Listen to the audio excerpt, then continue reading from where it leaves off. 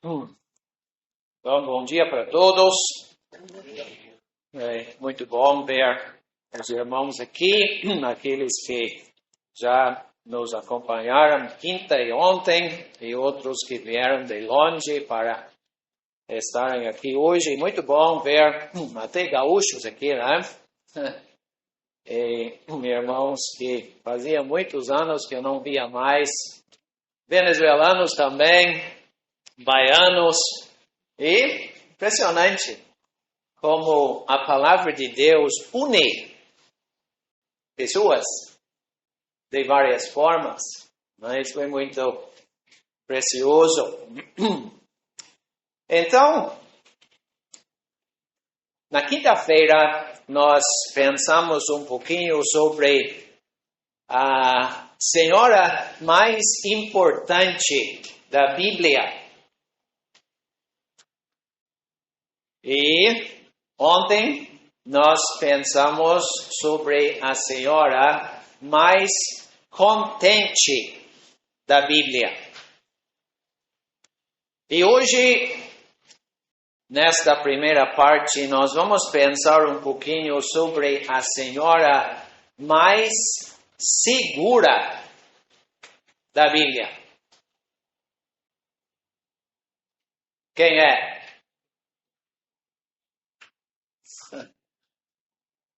Difícil, né? Então, vamos ler.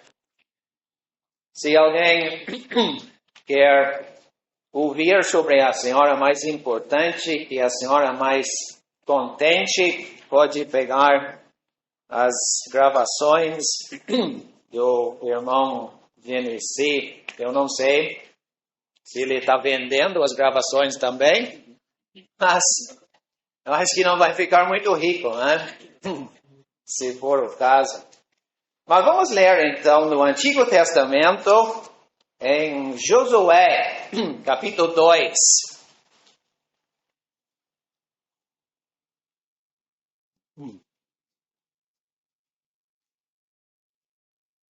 Josué, capítulo 2.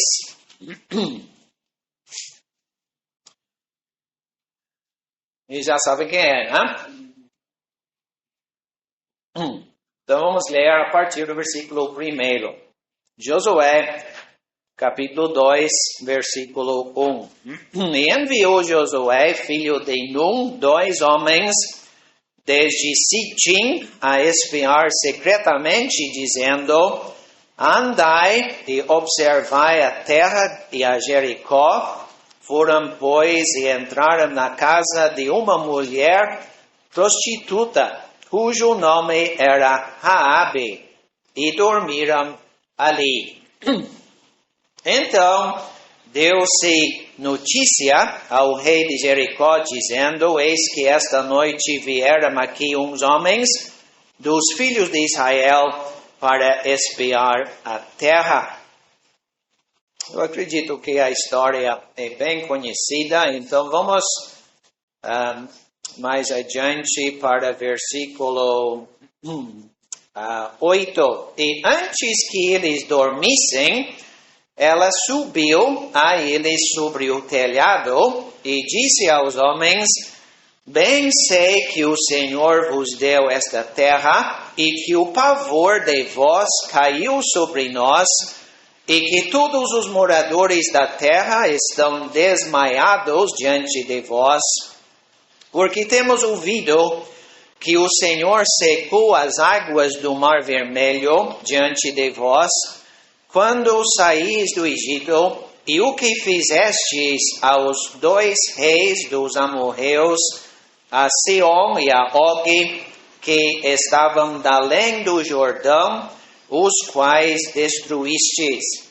Ouvindo isto, desmaiou o nosso coração, e em ninguém mais há ânimo algum, por causa da vossa presença, porque o Senhor vosso Deus é Deus em cima nos céus e embaixo na terra.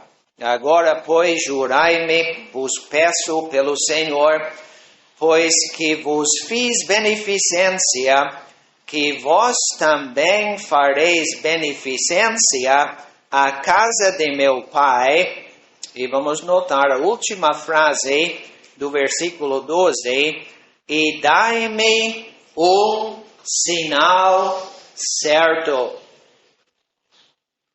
de que dareis a vida a meu pai e a minha mãe, como também a meus irmãos e a minhas irmãs, com tudo o que tem, e de que livrareis as nossas vidas da morte. Então aqueles homens responderam-lhe, a nossa vida responderá pela vossa, até ao ponto de morrer, se não denunciardes este nosso negócio. E será, pois, que dando-nos o Senhor esta terra, usaremos contigo de beneficência e de fidelidade. Ela, então, os fez descer por uma corda pela janela, porquanto a sua casa estava sobre o muro da cidade, e ela morava sobre o muro.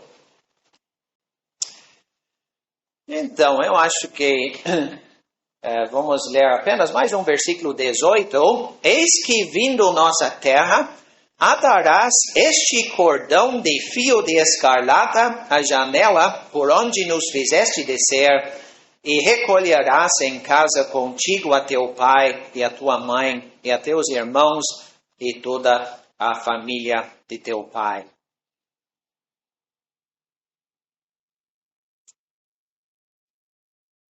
Então pode ler os outros versículos do capítulo, e capítulo 3 e 4 em casa também.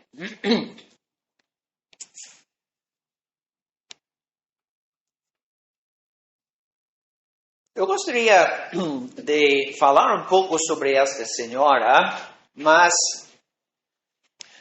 eu tenho em mente um assunto que eu acho que é muito importante para todos nós. E eu acho que a experiência e o exemplo e o que esta senhora queria serve para a gente aprender muita coisa importante para os dias de hoje. Se você tivesse a tarefa de evangelizar o Oriente Médio naquela época, se você tivesse a responsabilidade de começar do zero e pregar o Evangelho no Oriente Médio, você teria escolhido Jericó para começar? Tinha fama, e a fama não era boa. Uma cidade amaldiçoada por Deus. Então você teria pensado nas suas orações, procurando a direção de Deus. Eu acho que Jerusalém seria o melhor lugar para começar. Um lugar onde pessoas pelo menos temem a Deus, leem as Escrituras.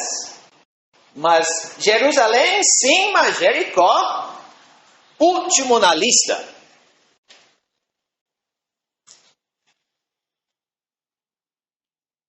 Mas enfim, você criou coragem e foi para evangelizar a cidade de Jericó. Eu sei que tem irmãos aqui com muito mais experiência do que eu nesta área, mas quando você vai para um lugar novo, uma cidade onde o Evangelho nunca foi pregado, e você não tem nenhum conhecido e nenhum contato, onde é que começa? Um desafio.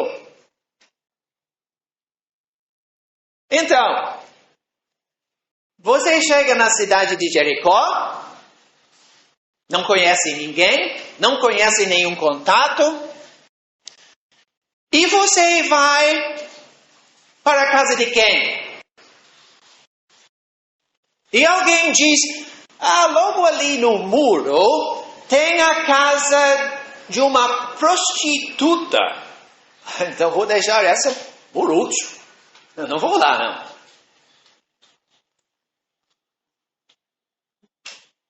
Estão acompanhando o meu raciocínio?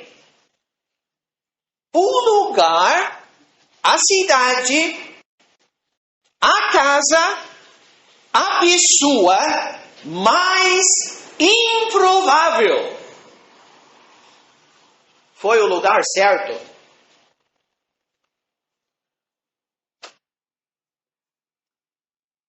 Quem consegue explicar tudo isto? Eu acho que só tem uma explicação, que os nossos pensamentos não são, muitas vezes, de acordo com os pensamentos do nosso Deus. E por isso, nós precisamos parar às vezes e analisar as coisas para ver se realmente estamos no caminho certo. Porque muitas vezes o que a gente acha seria bom, seria o caminho certo, talvez único, Deus diz, não é por aí. E o contrário. Que Deus nos ajude a nos submeter à vontade dEle, em todas as áreas das nossas vidas. E se a gente fizesse isto, talvez não, com certeza, a gente veria muito mais progresso na obra de Deus do que nós estamos e temos visto. Muito bem. Então, aqueles dois homens enviados por Deus, vamos dizer, chegaram naquela casa daquela senhora. A gente nem gosta de usar a palavra, mas a Bíblia usa. Raabe, prostituta. Foram escondidos lá no telhado e antes de dormir, ela subiu a ele sobre o telhado. Eu imagino que eles não esperavam que teríamos uma conversa dessas na casa daquela senhora. Acho que foi uma surpresa muito grande. E ela disse, senhores, nós ouvimos falar de vocês. Nós sabemos quem vocês são. E nós sabemos que vocês são servos do Deus vivo. E já ouvimos da sua história, da sua saída do Egito e das conquistas e o que aconteceu com os reis dos amorreus, Sihon e Og. E sabe, eu vou contar uma coisa para vocês. Nós estamos tremendo de medo. Porque nós sabemos que Deus está com vocês e sabemos que daqui a pouco vocês vão chegar aqui. E ela disse, eu quero pedir uma coisa de vocês. Não quero engano, não quero mentira. Eu quero um sinal certo.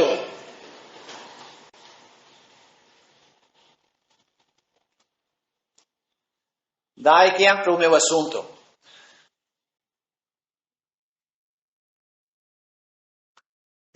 Eu não preciso falar para vocês, irmãos, Paraná não é muito diferente de outros estados brasileiros. A confusão é grande. As igrejas, as denominações, as confusões são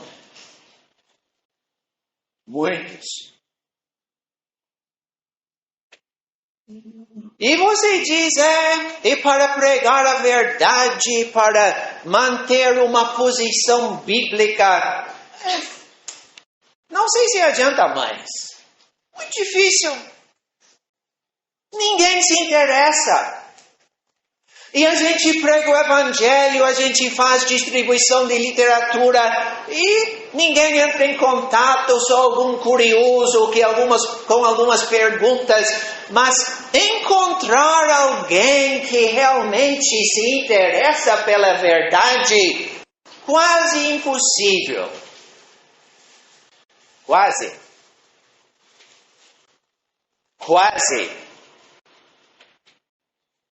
Mas impossível não é. Nem em Jericó. Deus tinha falado com uma senhora e ela estava lá preparada para receber a verdade, já convicta do seu pecado e com um coração aberto para receber um sinal certo. Mas ela não queria ser enganada. Ela queria uma base firme, garantida para a sua fé. Então, irmãos, vamos falar um pouco sobre isto. E que Deus nos ajude. Eu acredito que na cidade de Maringá, na cidade de Cascavel, parece que tem alguém de, como é que é? Paranavaí? Paranavaí? Hã? Não conheço esses lugares, né? Eu nem vou tentar. Tá, ele falou, eu nem vou tentar. Muito bem. Tem coisas complicadas para estrangeiros, né? Mas em todos esses lugares, eu acredito que tem pessoas procurando um sinal certo. Curitiba também. Não é? São poucas, mas tem.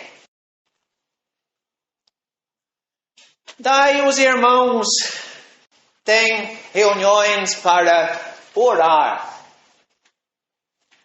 Senhor, tenha misericórdia da nossa cidade. Traga pessoas para ouvir a verdade. Muito bom. É bom orar. Precisamos de Deus, da direção de Deus em todos estes assuntos. Mas, irmãos, nós precisamos sair com os nossos pés. Não para fazer o serviço do carteiro, entregar folhetos nas caixinhas. É bom. E muitas vezes em apartamentos não tem acesso ao povo, né? Lá em Porto Alegre é um desafio. A gente passa a tarde lá conversando com as caixinhas de correspondência. E não tem ninguém. Né? A gente não tem acesso ao povo. Mas em casas, ruas assim, vai batendo nas portas. Os falsos profetas fazem isso. E tem sucesso. Eu não sei se os irmãos, com certeza os irmãos fazem isso, mas eu estou tentando incentivar, animar os irmãos a saírem pelas ruas de casa em casa. Sol quente não é às vezes o trabalho mais animador, mas vamos de casa em casa com literaturas, com folhetos, conversando com pessoas e de repente a gente acha uma Raabe, alguém querendo encontrar com segurança um sinal certo. E muitas vezes é o lugar mais improvável, um lugar mais escondido, mas temos que ir. Eu vou contar uma história. Não gosto muito de falar sobre as minhas experiências, mas eu acho que entra aqui. Faz uns quase 2 anos que eu estava numa roça, fica umas 2h30 de onde a gente mora, no município de Maragogipe. Faz anos que a gente visita lá. Mas, eu não vou entrar em todos os detalhes, mas nesse dia, um sábado pela manhã, eu fui visitar uma família conhecida e a senhora da casa, ela disse para mim, Samuel, aquela casa lá em cima, o homem da casa quer falar com você. Eu pensei, estranho isso. Aquele homem quer falar comigo. Eu conhecia o homem, me evitava. Depois descobri que ele me chamava, ele é a esposa de falso profeta. Então, mas ele quer falar comigo? Eu pensei, vou ou não vou? Deve ser alguma coisa, uma armadilha, não sei. Mas eu fui.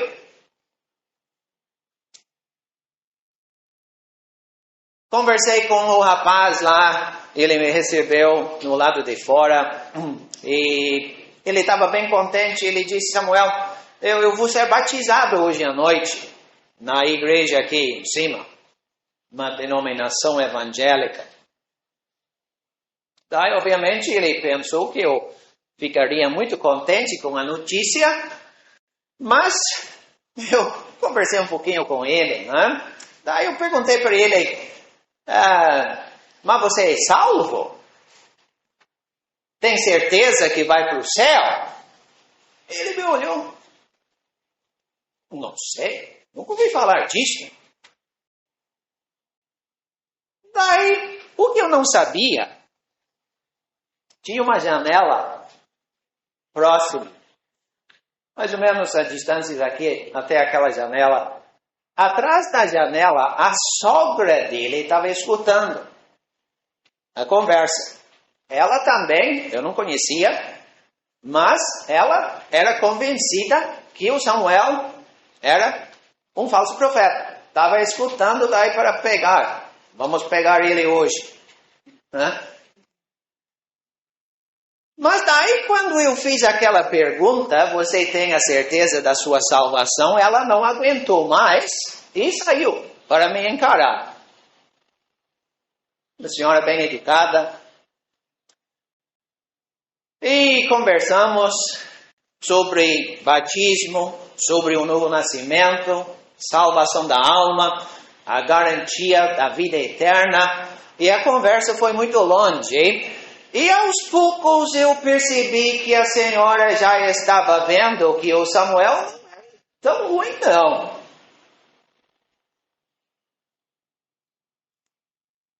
Daí sabe o que ela disse? Ela disse, Samuel, eu acordei cedo hoje, 5 horas, em desespero. Ela disse, eu faço parte de uma religião, eu sei que está tudo errada, eu estou lendo a Bíblia, estou vendo muita coisa que não fecha com a Bíblia, estou decepcionada, mas eu estou lá porque eu não sei o que fazer. Mas eu não uso a linguagem, mas eu vou usar, eu quero um sinal certo, lá numa roça. Longe daqui, longe de qualquer lugar. E ela estava lá, nem morava lá. Estava visitando a filha e o genro. E ela disse, Samuel, eu acordei hoje às 5 horas e clamei para Deus, Deus, me mande uma luz. Ela disse, Samuel, você é a luz que Deus mandou hoje. Tá? O resultado, ela disse, eu quero que você vá lá na minha cidade, uma cidade umas 2 horas de onde eu conversei com ela. Quero que você vá lá na minha cidade pregar esta mensagem verdadeira para a minha família. Vamos lá. Na próxima semana a gente foi lá. Daí me passe o endereço, por gentileza. A gente vai lá. Ela disse, é um pouco difícil de achar. Tá? Preste atenção. Um pouco difícil de achar. Mas eu vou mandar o meu filho de moto para a praça da cidade. Vocês se encontram com ele lá. Daí ele leva vocês para a minha casa. Tá combinado. Chegamos lá, uma cidadezinha. E encontramos o homem na praça. E eu pensei, deve ser um bairro meio retirado da cidade, algum canto por aqui. E daí começamos. Saímos da praça, subimos uma avenida, subimos. E deixando toda a cidade para trás. Eu estava com esperança, agora temos um contato numa cidade diferente, vai começar alguma coisa aqui. Deixamos a cidade para trás, aquelas pedrinhas, paralelepípedo, acabou também, estrada de chão, mais um pouco. E mais um pouco, dobra à direita, passa por cima de uma montanha e pensa, não pode, não quero isso. E chegamos lá, numa casa,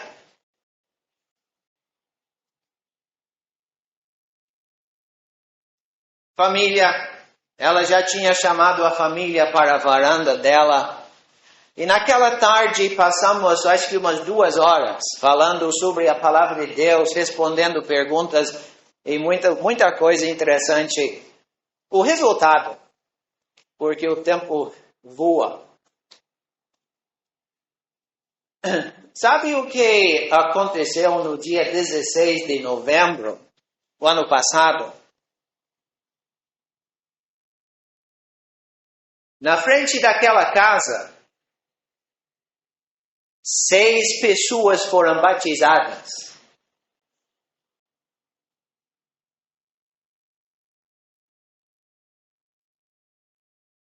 A Deus seja a glória. Samuel estava por lá, não tinha nada a ver com ele. Às vezes, às vezes passa coisas pela mente e a gente pensa, deveria falar ou não deveria. Nunca pense, irmãos, que irmãos obreiros de tempo integral são melhores ou superiores aos outros. Deu para entender? Isso é um grande erro entre muitos irmãos. Só por estar aqui, um pouco 30 centímetros, isso não quer dizer que eu sou melhor do que qualquer outro. Somos todos cooperadores, obreiros, trabalhando para a glória de Cristo, não para a glória de homens. E que Deus nos ajude a nos lembrar disto. Enfim, 4 pessoas daquela família, aquela senhora, o primeiro contato, o marido dela, a mãe dela e a sobrinha dela. E lá daquela casa onde eu era o falso profeta, aquele casal também foi batizado. Pessoas nunca imaginei. E lá na roça a gente faz reuniões naquela casa onde eu era o falso profeta, toda sexta-feira. Ontem não tinha, porque estou aqui. Mas naquela casa, na outra cidade, longe de muita coisa, agora estamos com 3 pontos de pregação naquela área. E você diz, mas você não mora em Salvador? Uma cidade enorme, 3 milhões de habitantes. Moro perto. Mas encontrar alguém interessado no Evangelho naquela cidade enorme, quase impossível. Os irmãos estão lá na igreja fazendo o possível, mas lá numa roça, uma zona rural, pessoas querendo um sinal certo. Então vamos lá, irmãos. Vamos lá. A gente visita os vizinhos por aqui, nessa rua atrás, a rua de cima, aqui ao redor do salão. Muito bom. Vamos para as outras cidades pequenas, as roças. Eu vi no voo chegando aqui de São Paulo, muitas fazendas e comunidades rurais. Bem capaz de encontrar alguém por lá, querendo um sinal certo. Mas daí que entra outro assunto aqui. Tem que ser um sinal certo. E por isso, irmãos, eu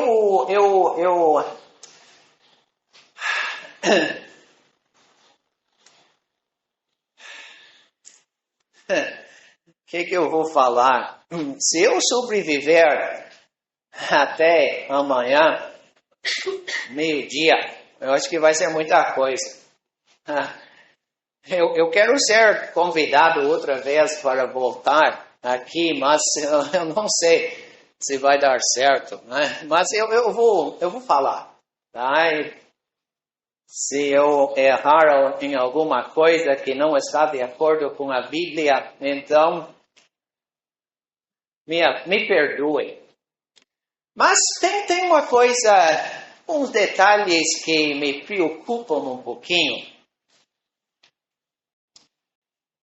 A gente estava conversando ontem e eu sei que o que eu vou falar agora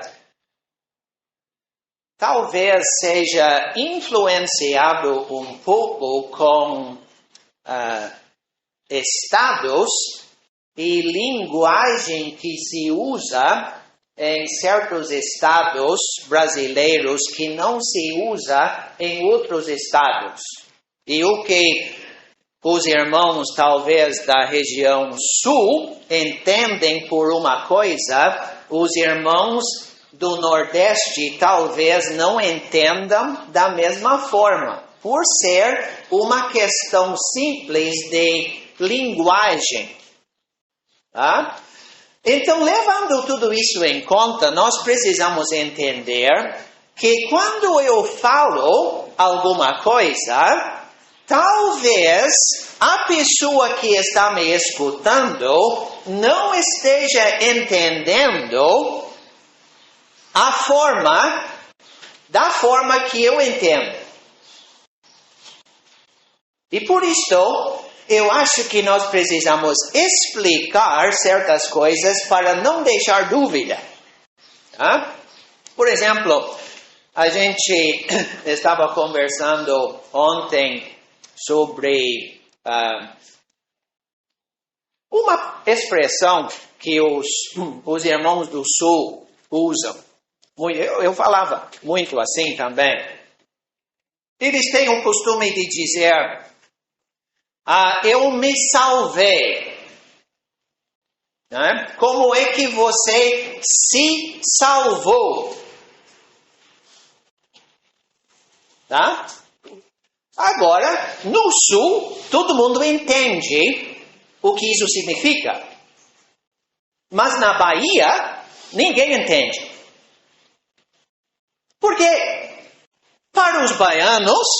e outros também, não sei como vocês pensam, mas para os outros, eu me salvei. Eu fiz alguma coisa por conta própria para salvar a minha alma. É algo que eu fiz para me salvar. Totalmente errado. Está entendendo? Então, por isso nós precisamos, a gente entende o que nós queremos dizer, mas nós precisamos deixar claro para outras pessoas, porque eles não vão entender da mesma forma. Está entendendo? Estão entendendo? Estão entendendo? Ah, obrigado. Muito cedo pela manhã para esses assuntos pesados, né? Mas vamos nos concentrar, porque é muito importante. Daí, agora eu não digo mais que eu me salvei, mas eu digo que eu fui salvo. Muito diferente. Tá? Mas tem outro assunto. Daí, não sei se eu vou cair numa armadilha aqui, mas já comecei e vou ter que continuar.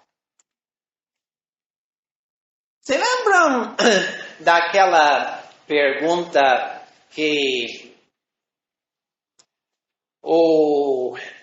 até une dois assuntos aqui? Aquela pergunta que o carcereiro fez para Paulo e Silas em Atos 16. Que é necessário que eu faça para me salvar?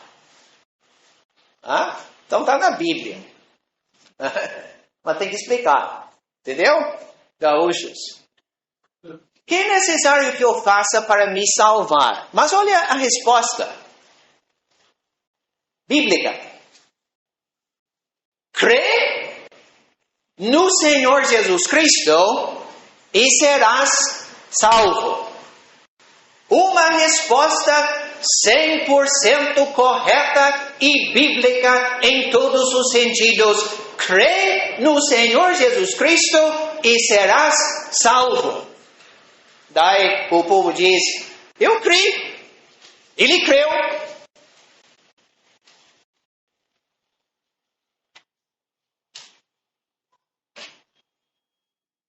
Mas todo mundo entende o que significa isso? Na Bahia, não. Ninguém entende isso.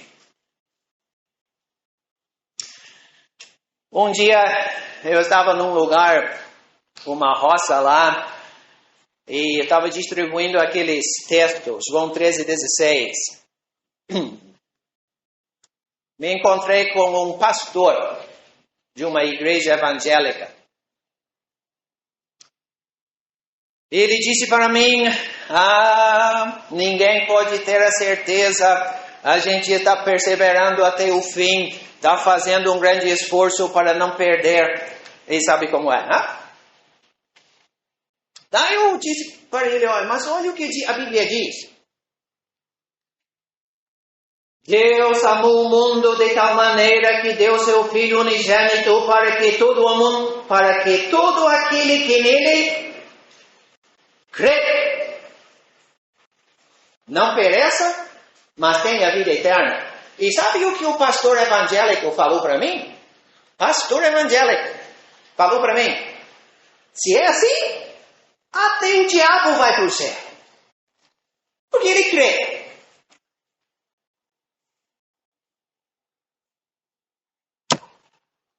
Estão entendendo?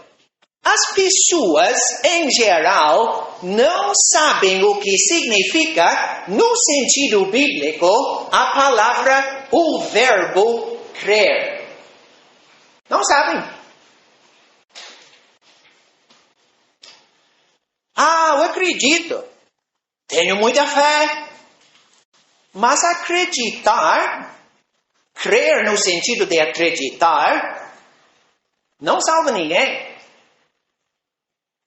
E por isso, irmãos, pessoalmente, eu prefiro falar para explicar, para não deixar nenhuma dúvida. Eu prefiro explicar e destacar, crer no sentido de confiar em Cristo e na sua obra consumada sobre a cruz. E você diz, mas Samuel, eu estou falando tudo isto porque há pessoas querendo um sinal certo. E se a gente não explica as coisas e não deixa o assunto claro de acordo com a palavra de Deus, muitas pessoas não vão entender e não vão perguntar: eu creio, eu acredito em Deus, eu acredito que Cristo morreu na cruz, então eu vou para o céu. Não é assim, gente. Não é assim. Mas daí tem outro assunto. Tem outro assunto muito importante, porque nós precisamos evitar uma conversão superficial. Nós queremos conversões genuínas, não é? E por isso eu acho interessante o caso dessa senhora. Ela sentiu e reconheceu quem Deus era.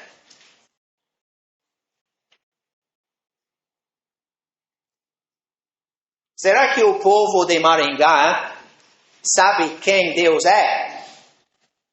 O Deus da Bíblia. A maioria não sabe. Porque as pessoas inventam um Deus que cabe na mente deles. Um Deus que gosta das coisas que eu faço. Um Deus que aceita qualquer coisa. Um Deus de padrão baixo. Mas o nosso Deus da Bíblia, não é aquele Deus inventado por homens. Ele é o Deus Santíssimo. O Deus da eternidade, cujo nome é santo. E nós precisamos, irmãos, apresentar para os nossos ouvintes a realidade e as verdades de Deus. Por quê? Se a gente não apresentar quem Deus é, o Deus verdadeiro, as pessoas não vão sentir quão grave é o seu pecado. Isaías, você lembram dele? Capítulo 6. Ele viu o Senhor assentado sobre um alto e sublime trono. A glória enchia aquele ambiente e os seres celestiais gritando, cantando: Santo, Santo, Santo é o Senhor dos exércitos, toda a terra está cheia da sua glória. E Isaías olhou para lá e olhou para ele. Quase a mesma coisa. Não. Ai de mim, que vou perecendo. Por quê? Ele entendeu quem era Deus e quem era ele. Isso que está faltando, meus irmãos, nos dias de hoje. As pessoas não entendem a santidade de Deus e a posição, a situação gravíssima da raça humana extraviada, estragada totalmente pelo pecado. E se a gente não apresentar esses dois assuntos, estamos falhando na nossa obrigação de transmitir o que este livro ensina. O Evangelho puro, verdadeiro. E graças a Deus, para aquela pessoa que descobre quem Deus é. Não precisa ser teólogo. Raabe não era. Mas havia alguma coisa do temor do Senhor no seu coração. E havia alguma convicção que ela não estava em condições de se encontrar com Ele por causa do seu pecado. Então, graças a Deus, para pessoas que descobrem estas verdades, existe o sinal certo. Estão entendendo? Uma base firme. Uma garantia divina. Para aquela senhora, ela tinha que amarrar o cordão de fio de escarlata na janela. E graças a Deus por aquele fio de escarlata que começa lá no Jardim do Éden, com aquelas túnicas de pele, sangue derramado, e vai indo, passa por Êxodo 12, Gênesis 22 também, e vai indo, até chegar em Mateus 27, a cruz do Senhor Jesus Cristo, o sangue que Ele derramou. E graças a Deus, em 2024, nós ainda temos uma mensagem de esperança. Uma mensagem de salvação eterna. Uma mensagem que satisfaz as exigências da justiça de Deus e traz paz e contentamento e alegria para o coração do pecador arrependido. Uma salvação pela graça, pela fé no Senhor Jesus Cristo. O que é? Um sinal certo. Então, irmãos, as religiões não têm nada disso para oferecer, mas nós temos. E por isso, jovens, nós precisamos, tem irmãos aqui que já gastaram a vida caminhando pelas ruas de Paraná, distribuindo folhetos, conversando com as pessoas, mas problemas de saúde vêm chegando, não tem tanta capacidade física de fazer o que fazia. E precisamos de jovens para dar continuidade a este trabalho tão importante e sair apresentando para o mundo a mensagem gloriosa do Senhor Jesus Cristo. Tarefa difícil, mas muito importante. Então, eu vou parar por aí com um sinal certo. E quando aquela senhora amarrou aquele cordão na janela, e os exércitos do Senhor marcharam pela cidade. Conhecem a história, né? Uma vez, duas vezes. Coisa estranha. Mas foi assim que Deus pediu. Daqui a pouco os muros de Jericó caíram.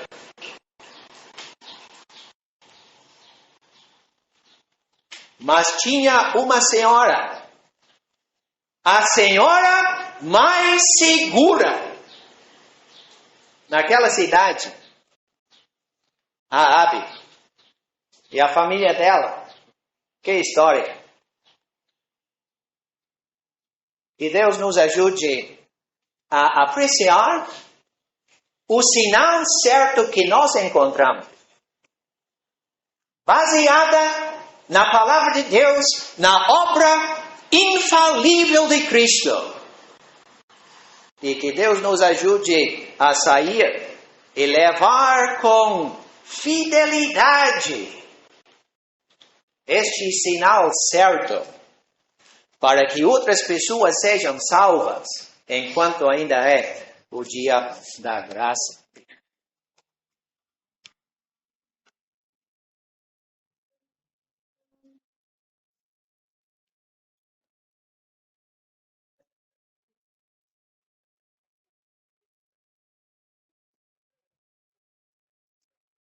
Irmãos, podemos encerrar esse período com um cântico e uma oração. Logo após a gente vai ter um intervalo de 20 minutos. Aí vamos ser cuidadosos no horário, para dar os 20 minutos e já estarmos aqui assentados. Beleza? 428. 428.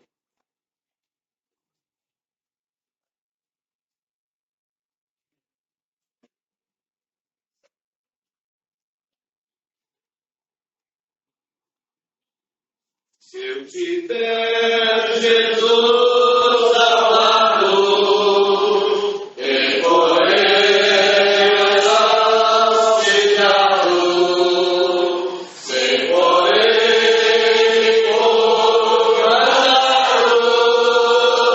a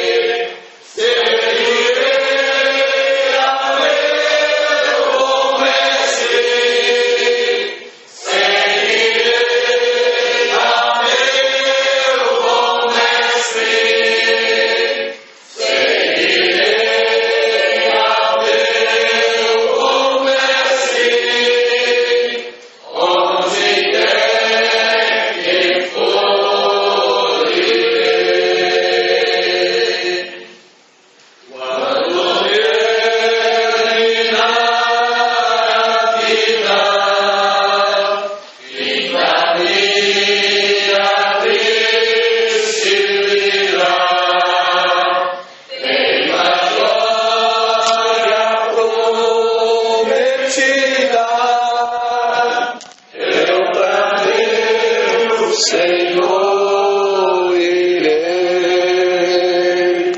seguirei a meu bom mestre. Seguirei a meu mestre.